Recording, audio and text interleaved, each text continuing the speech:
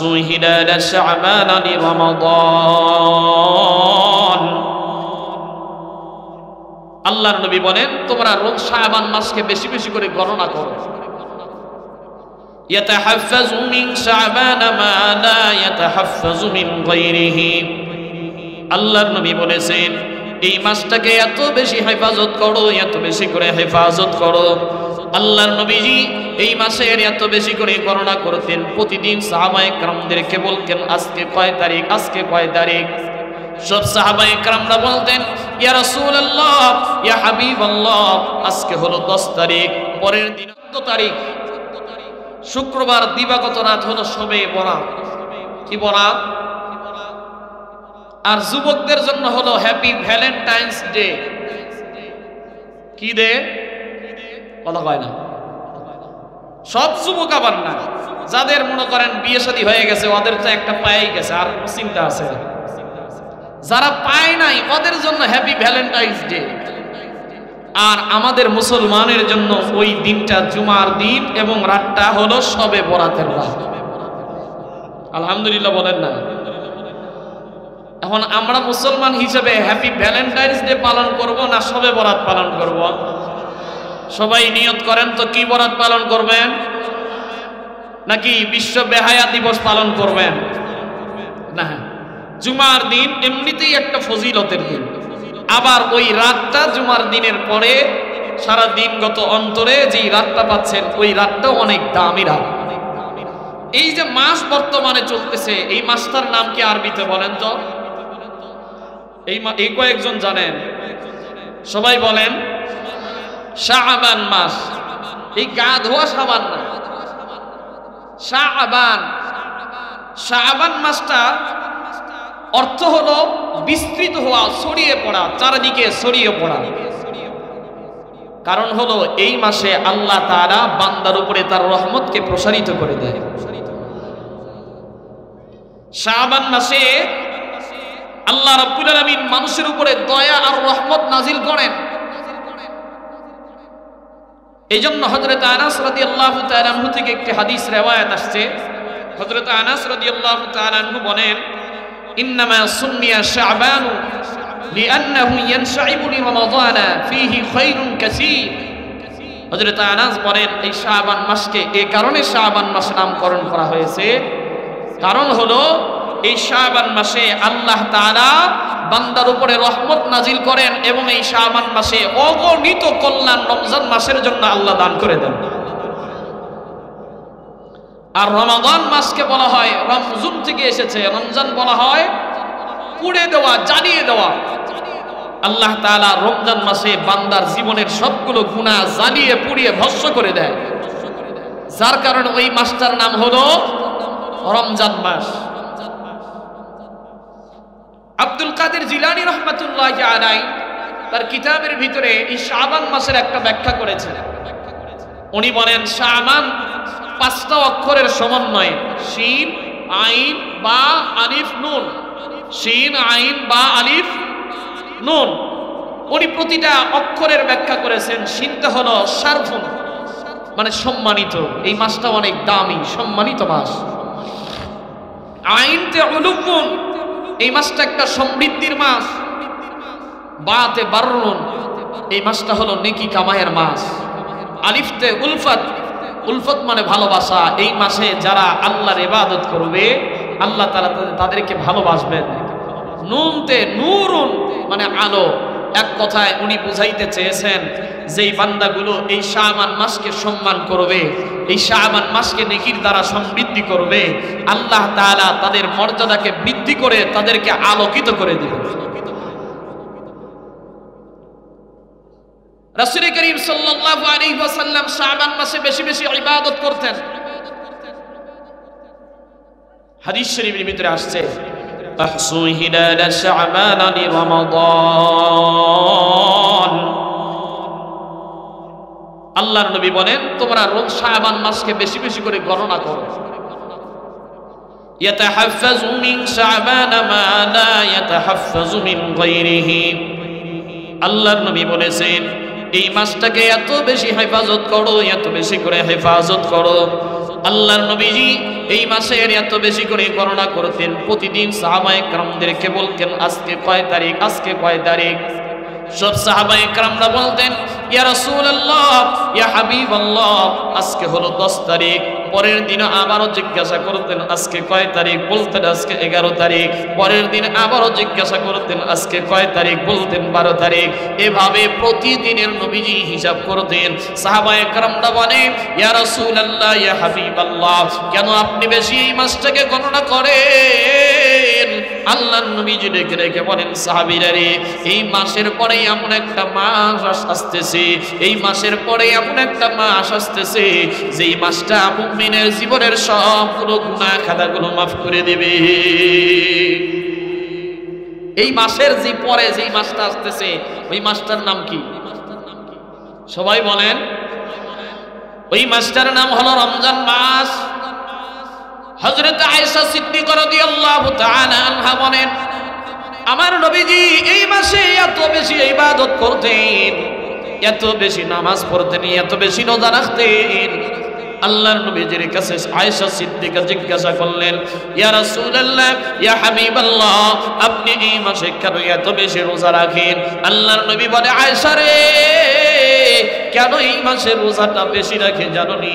কারণ হলো এই মাসে আল্লাহ তাআলা আজরাইল আলাইহিস সালামের কাছে পুরা 1 বছরের হিসাব নিকাশ দিয়ে দেয়। 1 বছরে কতগুলো মানুষ দুনিয়া থেকে ইন্তেকাল করবে, কতগুলো মানুষ দুনিয়াতে আগমন করবে, এই একটা লিস্ট আল্লাহ তাআলা আজরাইল আলাইহিস সালামের কাছে রেখে দেয়। এ আয়েশা, আমি তো চাই আমি নবী যেন আমল কইরা কইরা এই বছরে যদি আমার হায়াতের জিন্দেগি যদি শেষ হয়ে যায়, আমার হায়াতের জিন্দেগি যদি শেষ হয়ে যায়, আয়েশা রে, আমি চাই আল্লাহ তাআলা যেন আমারে এই মাসটাতে রোজা অবস্থায় মৃত্যু দান করে। আল্লাহর নবী বলতেন এই মাসে মানুষের হায়াত আর মউতের লিস্টি আজরাইলের কাছে দিয়ে দেওয়া হয়। কার কাছে? আজরাইলের কাছে দিয়ে দেওয়া হয়। আর আমি নবী হয়তোবা এই মাসেও বিদায় হয়ে যাইতে পারি, এই মাসেও আমার হায়াতের জিন্দেগি শেষ হয়ে যাইতে পারে। আমি নবী যদি বিদায় হয়ে যাই, আল্লাহ তাআলার কাছে যেন আমি রোজা অবস্থায় বিদায় হয়ে যাই। আমি নবী এই মাসে বেশি করে নামাজ পড়ি, যাতে করে আমি নামাজরত অবস্থায় এই মাসের দুনিয়া থেকে বিদায় হয়ে যাই। এই জন্য মুসলমান আল্লাহর নবীজি এই মাসে বেশি বেশি করে ইবাদত করতেন। আল্লাহর নবীজিকে সাহাবায়ে কেরামরা জিজ্ঞাসা করলেন ইয়া রাসূলুল্লাহ, ইয়া হাবিবাল্লাহ, এই মাসে কেন এত বেশি আপনি নামাজ পড়েন, কেন এত বেশি নামাজ পড়েন? আল্লাহর নবী বলেন শাবানু শাহরি ওয়া রমাদানু শাহরুল্লাহ, শাবান মাস হলো আমি নবীর মাস, আর রমজান মাসটা হলো আল্লাহর মাস। সুবহানাল্লাহ কইবেন না? কথা কি বুঝতে আপনাদের কষ্ট হচ্ছে? শাবান মাস আমার নবীজি বলছেন এটা হলো আমার মাস। কার মাস? নবীজির মাস। আর নবীজির সাথে যেই জিনিসের সম্পৃক্ততা হয় ওই জিনিসের দাম কমবে না বাড়বে? সবাই বলেন। নবীজির একজন গোলাম ছিলেন যায়েদ ইবনে হারেসা, আবার একজন পালক পুত্র ছিলেন। যায়েদ ইবনে হারেসার সম্পর্ক হইছে আমার নবীর সাথে। আমার নবীর সাথে যায়েদ ইবনে হারেসার সম্পর্ক হওয়ার কারণে যায়েদ ইবনে হারেসার দাম কত বাড়ছে জানেননি? আল্লাহর নবীজি বলেন দুনিয়ার ভিতরে অন্য অন্য রাজা বাদশার চাইতে যায়েদ ইবনে হারেসার সম্পর্ক আমি নবীর সাথে হওয়ার কারণে অন্য অন্য রাজা বাদশার চাইতে যায়েদ ইবনে হারেসার দাম সবচাইতে বেশি। নবীজির সাথে যার এই সম্পর্ক হয়ে গেছে, নবীজি যখন মক্কাতুল মুকাররমায় জন্মগ্রহণ করেছে, ওই মক্কার নাম ছিল আগে বাক্কা শহর। কি শহর? মক্কার নামটা ছিল আগে বাক্কা শহর। কিন্তু আমার নবীজি যখন জন্মগ্রহণ করেছে, নবীজি যখন নবুয়াত পেয়েছে, আমার নবীর কারণে আল্লাহ তাআলা বাক্কা শহরের নামটাকে পরিবর্তন করে মক্কাতুল মুকাররমা রেখে দিয়েছে। যেই ঘর আল্লাহ তাআলা সর্বপ্রথম পৃথিবীতে, সর্বপ্রথম যেই ঘর আল্লাহ তাআলা পৃথিবীতে অবস্থান দিয়েছেন যেই ঘরের, সেই ঘরটার নাম হলো মক্কাতুল মুকাররমা। বাইতুল্লাহ, যেটা বাইতুল্লাহ শরীফ মক্কাতুল মুকাররমায় অবস্থিত। নবীজির সাথে যারই সম্পর্ক হয়ে গেছে তারই দাম আল্লাহ তাআলা বাড়ায় দিয়েছে। নবীজি যখন মদিনা হিজরত করে মক্কা থেকে মদিনায় গেছেন, মদিনার নাম ছিল আগে ইয়াসরিব। কি ছিল?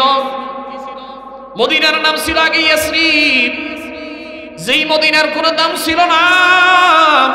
কিন্তু আমার নবীজি যখন হিজরত করে মক্কা থেকে মদিনায় চলে গেলেন, মদিনার মানুষগুলোকে সোনার মানুষে রূপান্তরিত করে দিয়েছে। নবীর সহবতে আসছে,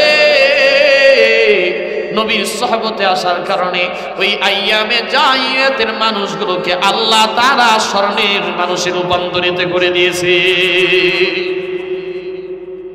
নবীজি মক্কাতুল মুকাররমা থেকে ইয়াসরিবে যখন হিজরত করছে, ইয়াসরিবে হিজরত করার কারণে আল্লাহ তাআলা ওই শহরটার নাম পরিবর্তন করে দিয়া মদিনাতুল মুনাওয়ারা বানায় দিয়েছে। নূরের শহর মদিনাতুল মুনাওয়ারা। আমার নবী যেই মসজিদে নামাজ পড়ছে ওই মসজিদের দামটাও আল্লাহ তাআলা বাড়ায় দিয়েছে। সুবহানাল্লাহ। আমার নবীজি মসজিদে নববীতে নামাজ পড়েছেন, মসজিদে নববীর দাম কত বাড়ছে কিতাবের ভিতরে আসছে 1000 মতান্তরে। কোনো ব্যক্তি যদি একবার একটা রাকাত নামাজ যদি শুধু মসজিদে নববীতে পড়ে, কয় রাকাত? সবাই বলেন না কয় রাকাত? এক রাকাত নামাজ যদি মসজিদে নববীতে কোনো ব্যক্তি পড়ে 1000 মতান্তরে 50,000 রাকাতের সওয়াব আল্লাহ তাআলা তার আমলনামায় দিয়ে দেন। কিসের বদৌলতে হইছে? নবীজির বদৌলতে, নবীর সুহবতের বদৌলতে। নবীজি যাদের সাথে আমার নবীজির সম্পর্ক হয়েছে আল্লাহ তাআলা তাদের দাম বাড়ায় দিয়েছে। নবীজির সাথে কোরআনের সম্পর্ক, কোরআন নাজিল হওয়ার কারণে আমার নবীর দামও আল্লাহ তাআলা বাড়ায় দিয়েছেন।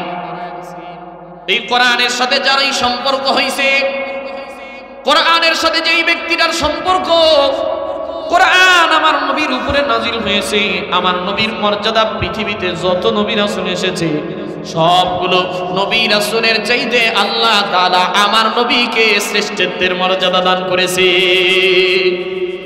সবচাইতে যত নবী রাসূল পৃথিবীতে এসেছে সবগুলো নবীর চাইতে আল্লাহ তাআলা আমাদের নবীর মর্যাদা বাড়াইছে না কমাইছে? সবাই বলেন। আল্লাহ তাআলা আমার নবীজিকে কত সম্মান দিয়েছে জানেন? আল্লাহ তাআলা আমার নবীজিকে পুরা উম্মতের ভিতরে, পুরা পৃথিবীতে যত নবী রাসূল এসেছে সবগুলো নবীদের সর্দার সাইয়্যিদুল মুরসালিন আমার নবীকে আল্লাহ বানাইছে। পৃথিবীতে এমন কোন নবী নাই যেই নবীকে আল্লাহ তাআলা আসমানে নিয়ে যায় মিরাজে সশরীরে মিরাজ করাইছে, এমন কোন নবীকে পাওয়া যাবে না।